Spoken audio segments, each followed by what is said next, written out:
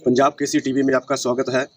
आज हमारे साथ कांग्रेस के वरिष्ठ नेता विधायक ठाकुर रामलाल हमारे साथ जुड़े हैं, तो इनसे सीधी बातचीत करेंगे। ठाकुर साहब, पंजाब केसरी टीवी में आपका स्वागत है जी। नमस्कार। तो आप चुनाव प्रचार में लगातार लगे हैं जी, तो क्या मुद्दे उठ के सामने आ रहे हैं इस बार?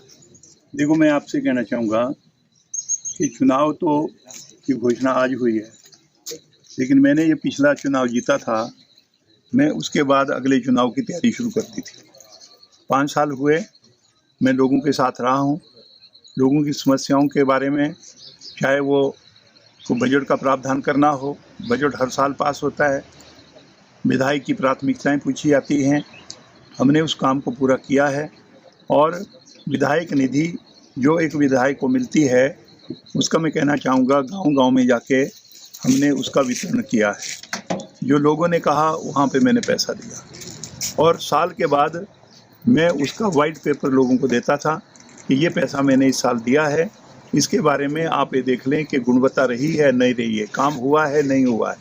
ये काम हमने किया है। और आज की तारीख में जब चुनाव की घोषणा हुई है, तो मैं आपसे फिर कहूँगा कि मेरे लिए कोई नई बात नहीं थी, क्योंकि मैंने पहले से तैयारी कर रखी थी। चुनाव की घोषणा से पहले मैंने अपना चुनाव क्षेत्र 3-4 बार मैंने कवर कर लिया था।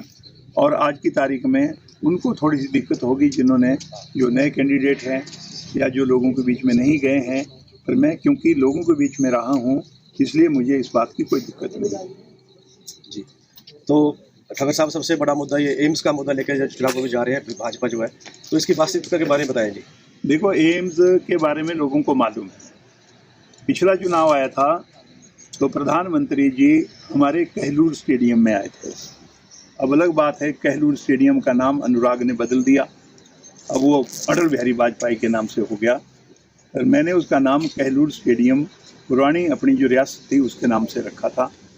वहाँ पे आए थे तो भारतीय जनता पार्टी की एक बड़ी रैली करी थी, और जो इंडोर स्टेडियम है उसकी दीवार पे जो है उसका फाउंडेशन स्टोन रख दिया था। अब वो इतने सालों में 5 साल निकल गए, कितना काम हुआ कितनी नहीं हुआ अलग बात है। आज की तारीख में फिर प्रधानमंत्री जी आके अधूरे जो एम्स का काम है उसका उद्घाटन करके चले गए। और मैं ये भी कहना चाहूँगा, भारतीय जनता पार्टी जो मर्जी बोले, नड्डा जी बोलते हैं मेरा ये जो है वो ड्रीम प्रोजेक्ट था। मैं आज फिर कहना चाहूँगा कि अगर हिमाचल प्रदेश के मुख्यमंत्री वीरभद्र सिंह न होते, क्योंकि ये सरकार को फैसला करना था कि ये नेशनल प्रोजेक्ट कहाँ पे जाना है। बहुत सारे नेशनल प्रोजेक्ट मिले, कोई मंडी में चले गए, कोई हमीरपुर में चले गए, कोई कांगड़ा में चला गया, कोई सिरमौर को चला गया। और जब ये एम्स की घोषणा करनी थी, ये एम्स के बारे में डॉक्टर मनमोहन सिंह जी के टाइम में जो है ये फैसला हुआ था कि हिमाचल को जो है वो नेशनल इंस्टीट्यूट एम्स के नाम से मिलेगा। सरकार को फैसला करना था कि ये कहाँ पे खुलना है। मैं स्वर्गीय वीरभद्र सिंह जी का आज भी धन्यवाद करना चाहूँगा, क्योंकि इसके लिए हमने लड़ाई लड़ी थी। वीरभद्र सिंह के पास 100-150 आदमी जो है वो शिमला में मिला था। 5 दिनों के अंदर अंदर राज्य की सरकार ने फैसला किया कि जो एम्स हैं ये हमारा कोठीपुरा में खुलेगा। मेरे पास उसकी ज़मीनें भी थी, मैं नकलें भी लेके गया था, और उसके बाद कोशिश हुई है कि ये यहाँ पे ना खुले। मैं आज भी रिकॉर्ड में लाना चाहूँगा, अनुराग ठाकुर और उनके पिताजी प्रेम कुमार धूमल साहब, अखबारों में उठा लीजिए, मीडिया का रिकॉर्ड उठा लीजिए, ये एम्स को हमीरपुर में खोलना चाहते थे। ठाकुर कौल सिंह हमारे सीनियर आदमी हैं, वो स्वास्थ्य मंत्री थे, उसको मंडी में ले जाना चाहते थे। हमारे यहाँ पे बाली साहब थे, कैबिनेट मिनिस्टर थे, वो इसको कांगड़ा में ले जाना चाहते थे। तो मैं तो वीरभद्र सिंह का धन्यवादी हूँ कि मेरे कहने के ऊपर, मेरे बिलासपुर के और मेरी कॉन्स्टिट्यूंसी के कहने के लोगों के कहने के ऊपर ये एम्स जो है ये हमारे कोठीपुरा में और राजपुरा में खुला है। लेकिन मुझे इस बात की दर्द है कि प्रधानमंत्री जी आगे, लेकिन अधूरे जो यहाँ पे हॉस्पिटल बना है उसका उद्घाटन कर गए। 175 बेड का हॉस्पिटल होना चाहिए। आज आप जाओ, मौके के ऊपर गए होंगे आप, क्योंकि प्रधानमंत्री को कवर करने के लिए आप तो गए होंगे। लेकिन मैं ये कहना चाहूँगा कि वहाँ पे 750 बेड का हॉस्पिटल जो बनना था, आज 100 बेड भी नहीं लगे हैं। जहाँ पे 18 ऑपरेशन थिएटर बनने थे, आज 2 ऑपरेशन थिएटर बने हैं, एक कंप्लीट नहीं है, अभी सामान भी नहीं आया हुआ है। और प्रधानमंत्री जी आए वहाँ पे, क्योंकि सिक्योरिटी की वजह से कहा गया कि ये अलग से बैठेंगे, और उन्होंने वहीं से फीता काटा, वापिस चले गए। भारतीय जनता पार्टी की रैली करी सरकारी खर्चे के ऊपर, और उसके बाद चले गए। इसलिए ये कहानी है हमारी एम्स की। और पिछले इलेक्शन में भी इन्होंने कोशिश करी है, लेकिन मैं धन्यवाद दूँ हमारे कोठीपुरा पंचायत के लोगों, हमारे राजपुरा पंचायत के लोगों का, या सदर की पंचायतें जो साथ में लगती है, इन सब ने जो है वो कांग्रेस पार्टी को अपना जो है वो समर्थन दिया। और आज की तारीख में मैं फिर कहूँगा कि आज जो है वो ऐसा हो रहा है, आज एम्स से जो हमारे जो पेशेंट है उनको शिमला को रेफर कर रहे हैं। आप लगा लो साहब, इससे बड़ा और क्या मजाक हो सकता है कि एम्स की जो एम्बुलेंस है वो पेशेंट्स को उठा के जो है वो शिमला को ले जा रही है। इससे पता लगता है कि एम्स कितना अच्छे ढंग से काम कर रहा है। ठाकुर साहब, एक भाजपा आरोप लगाती है विधायक नीति को लेकर आपके, तो विधायक नीति के बारे में ये बताएं सर कुछ। देखो, मैं उल्टा पूछना चाहता हूँ। हमारे पूर्व विधायक 2 बार विधायक रहे, एक बार रूलिंग पार्टी में रहे, एक बार विपक्ष में रहे। विधायक को जो है वो जो विधायक निधि है वो मिलती है। वो मेरे बारे में तो पूछ रहे हैं, लेकिन आप अपने बारे में बताओ कि आपने वो पैसा कहाँ दिया। क्या आपने कोई वाइट पेपर दिया लोगों को? मैं हर साल वाइट पेपर देता हूँ, जो विधायक निधि का पैसा है कहाँ पे दिया। विधायक की जो डिस्क्रिशनरी ग्रांट है, मैं उसको भी बात करना चाह रहा हूँ। वो पैसा भी मैंने दिया है, मैंने वो हर कहीं नहीं दिया है। मैंने ये सुनिश्चित किया कि जो बीमार लोग हैं, जो पीजीआई में इलाज कर रहे हैं, जो शिमला में जिनका इलाज हो रहा है, ये पैसा कुल मिला के जो है बीमार लोगों को दिया जाए। 5 सालों में सारे का सारा पैसा मैंने बीमारों को दिया है। जो विधायक निधि का पैसा है, यहाँ पे पंचायत ने बोला उनको दिया, यहाँ पे युवक मंडल ने बोला उनको दिया, क्योंकि रजिस्टर्ड ऑर्गेनाइजेशन के अलावा आप पैसा नहीं दे सकते। महिला मंडल रजिस्टर्ड है, उनको पैसा दिया। लोगों ने मांगा हमारे को पैसा चाहिए, हमने दिया। कईयों ने कहा महिला मंडल को दो, उनको दिया। कईयों को बोला युवक मंडल को दो, हमने उनको दिया। और मेरा एक खट्टे अनुभव ये है कि जो भारतीय जनता पार्टी के कुछ प्रधान हैं उनको मैंने 4-4, 5-5 लाख रुपए दे के रखा हुआ। 3-3 साल हो गए, लेकिन उस पैसे को नहीं लगा रहे हैं, क्योंकि वो अपने आका को पूछते हैं कि इस पैसे को लगाएं या ना लगाएं। विधायक निधि विधायक की है, किसी और की नहीं है। और सेक्रेटरियों को के माध्यम से और पंचायत के प्रधान जो है उनको यूज़ करके विधायक निधि का पैसा न लगे, उसका जो है वो श्रेय जो है वो एमएलए को ना जाएं, ये प्रयास जो है भारतीय जनता पार्टी ने किया है। एक मैं और पूछना चाहता हूँ। अनुराग ठाकुर जी हमारे यूनियन मिनिस्टर हैं, वो हमीरपुर से जो है ना, या उनका संबंध है। प्रेम कुमार धूमल साहब के जो है ना वो लक्ष्य जिक्र हैं।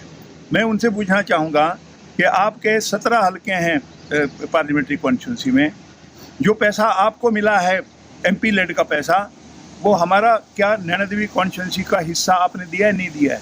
लोगों को बताया कि वो पैसा आपने कहाँ पे दे रखा है। उल्टा आप क्या कर रहे हैं? मैं आगे जाके कन्वेंसिंग में जा रहा हूँ, पीछे से अनुराग ठाकुर जी आगे देवत में। मुझे मालूम है देवत के लोग हमारे साथ हैं, लेकिन क्योंकि मंत्री है, इधर उधर से भी गाड़ियाँ मंगवाई, वहाँ पे मीटिंग करी और फिर कहने लगे कि ये जो हमारा कैंडिडेट है इसको मैं बड़ी जिम्मेवारी दूंगा। अनुराग जी, कौन सी जिम्मेवारी दोगे? जो धूमल साहब ने दी थी। धूमल साहब भी थे डेजिग्नेटेड मुख्यमंत्री, उनको भी बोला गया था कि अगले आने वाले मुख्यमंत्री होंगे, और वो मेरे बस्सी में गए, वहाँ पे जहाँ के जो कैंडिडेट है उनका वहाँ से संबंध है। और ये कहा गया कि दिल्ली के जो यूनियन मिनिस्टर है वो जगत प्रकाश नड्डा, और ये मेरी बगल में खड़ा हुआ है, ये हिमाचल प्रदेश का स्वास्थ्य मंत्री होगा। हुआ है कि गुरु भी लोगों ने लुढ़काया और चेले भी, और सबका जो हाल ये हो गया। हमारे पहाड़ी में बोलते हैं ना कि वे कट्टा तो मरे और साथ में चिचड़ भी मर गए। तो ये लोग जो है ना ऐसा बोलते हैं। तो मैं अनुराग ठाकुर को कहना चाहूँगा कि अपने पिताजी का क्या हाल हुआ है उसके बारे में भी सोचिए। ठाकुर साहब, अगर आपको इस बार विधायक बनते हैं आप, लोग क्या काम रहेंगे? 3 आपके प्रमुख काम क्या रहेंगे? देखो, मैं कहना चाहूँगा जो हमारे पहली बात तो ये है, जो हमने वायदे किए हैं उनको हम पूरा करेंगे। चाहे वो महिलाओं से वायदा है, चाहे वो कर्मचारियों को ओपीएस स्कीम का वायदा है, चाहे हमने 5 लाख लोगों को रोज़गार देने की बात करी है, चाहे हमने हिमाचल प्रदेश में बिजली 300 यूनिट तक देने का वायदा किया है। वो हमने क्यों किया है, मैं आपसे कहना चाहूँगा। वो इसलिए किया है क्योंकि बिजली हिमाचल प्रदेश में पैदा हुई। भाखड़ा बांध को छोड़ दीजिए, ये तो शायद स्वतंत्रता प्राप्ति से पहले भी हमारे राजा और उनके टाइम में ये समझौता हुआ था। लेकिन जब पंडित जवाहरलाल नेहरू जी प्रधानमंत्री बने तो पहले प्रधानमंत्री थे जिन्होंने पहला प्रोजेक्ट जो था इसका जो है वो शुभारंभ करवाया था, और ये कहा था कि ये हमारा हिंदुस्तान का पहला मंदिर है जिससे रोशनी मिलेगी, पानी लोगों को मिलेगा। फिर मैं उसके बाद कहना चाहूँगा, डॉक्टर परमार से लेके माननीय वीरभद्र सिंह जी तक हमने हिमाचल प्रदेश में जो है वो एक सर्वेक्षण करवाया था। उसमें 25,000 मेगावाट क्षमता की हम दोहन कर सकते थे। आज वो 30,000 तक पहुँचे, क्योंकि मिनी माइक्रो हाइडल प्रोजेक्ट उसमें शामिल नहीं थे। आज जो भी बिजली पैदा हुई है, आज 15,000 मेगावाट बिजली हिमाचल प्रदेश पैदा कर रहा है। हमने जिनको दिया उन्होंने हमारा पैसा वापस नहीं किया। यूपी भी शामिल है उसमें, हरियाणा भी शामिल है, दिल्ली भी शामिल है और राज्य भी शामिल है, क्योंकि सेंट्रल ग्रिड में जब हम बिजली को डालते हैं तो हिंदुस्तान में हम कहीं भी उस बिजली को बेच सकते हैं। और अगर मान लो कहीं अंतर्राष्ट्रीय समझौता हो तो ये बिजली पाकिस्तान को भी जा सकती थी। लेकिन मैं आज ये कहना चाहूँगा कि जब हमारा पैसा लोग नहीं दे रहे हैं, हमारी सरप्लस स्टेट है, हमारे पास बिजली है, तो इसलिए हमने फैसला किया है कि 300 यूनिट बिजली के हर उपभोक्ता को हम उसका बिल नहीं उनसे लेंगे, सरकारी खजाने से पैसा जाएगा। तो ये वायदे हैं जो हमारे हैं। हमारा वायदा ये नहीं है कि हमने जो है वो काला धन लेके आएंगे, 15 लाख रुपए आपके अकाउंट में डालेंगे, 2 करोड़ नौजवानों को रोजगार मिलेगा। कोरोना के टाइम में अगर देखा जाए 3.5 करोड़ जो है वो अलग पहले था, 6.5 करोड़ जो है वो हमारे कॉरपोरेट सेक्टर से जो लोग नौकरी करते थे वो भी बाहर हो गए। इसलिए मैं कहना चाहूँगा ज़रूरी है कि नौजवानों को रोज़गार देना, 5 लाख रोज़गार नौजवानों को दिया जाएगा और ये हमने जो किसानों से वायदा किया है उसको भी हम पूरा करेंगे। तो ये हमारे साथ कांग्रेस के वरिष्ठ नेता विधायक ठाकुर रामलाल जी थे। पंजाब केसरी टीवी के लिए मुकेश गौतम बिलासपुर। हमसे जुड़े रहने के लिए हमारे YouTube चैनल को सब्सक्राइब करें और नई वीडियो की नोटिफिकेशन के लिए बेल आइकॉन को दबाएं। अगर आप ये वीडियो Facebook पर देख रहे हैं तो लाइक जरूर करें और ज्यादा से ज्यादा शेयर करें। इसी तरह के और भी अपडेट्स के लिए फॉलो करें हमारा Instagram पेज himachal.kesari।